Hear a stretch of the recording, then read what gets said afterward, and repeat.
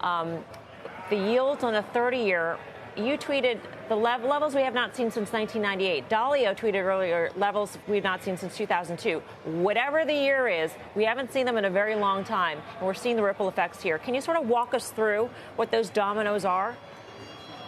So UK 30-year yields reached 5.04%.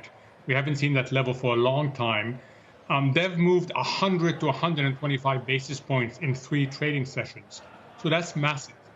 Melissa, the general story is a simple one. Yields are in the driver's seat, and in the back seat are stocks and now FX. So depending on what yields do, everything else follows. And what we need desperately is a stabilization of yields. And we haven't had that. We've had a relentless rise. Part of it has to do with the Fed. Part of it has to do with bad technicals. And part of it has to do with people stepping back. What happened in the 5-year auction today was very informative.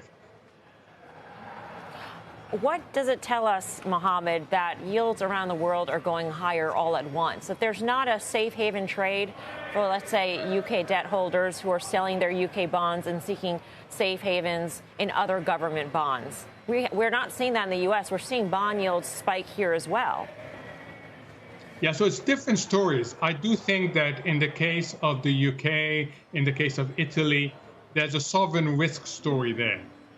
There's an issuance story there. In the case of the US, it's a Fed story.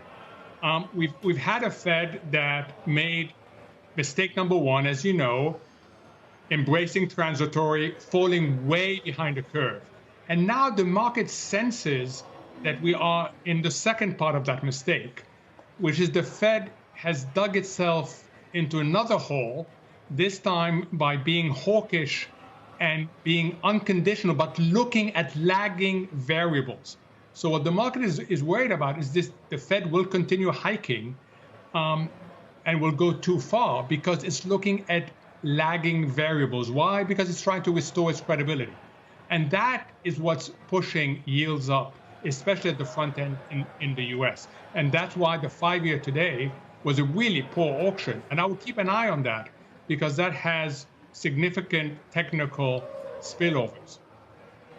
I mean, especially if the Fed is actually starting to sell and there are no buyers on the other side. I mean, that's a problem down the road. Mohamed, you know, I've had the pleasure of speaking with you on Squawk Box on Friday, on Squawk Box yesterday, and then here on Closing Bell today, so 3 days in a row. It's one thing to talk about these extreme moves and the impacts on one single day, but this is 3 days in a row that we're talking about these sort of similar ripple effects of extreme moves.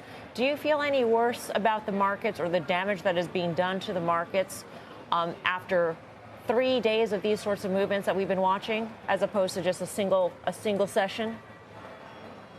Yes and no. First, I think we are causing technical damage to the markets. I think people are more hesitant. I hear nothing but complaints about liquidity. And remember, you're talking about the most important markets in the world, and they are having technical issues. They're having liquidity issues. So yes, I feel worse because these things accumulate. The pleasant surprise is that we haven't seen anybody really get off sides, not as yet at least. And that surprises me. It seems that risk management has become much better. Let's hope that in the next few days we don't hear of any accidents. But those sorts of violent moves have tended to cause quite a bit of casualties in the past, but we haven't seen it this time.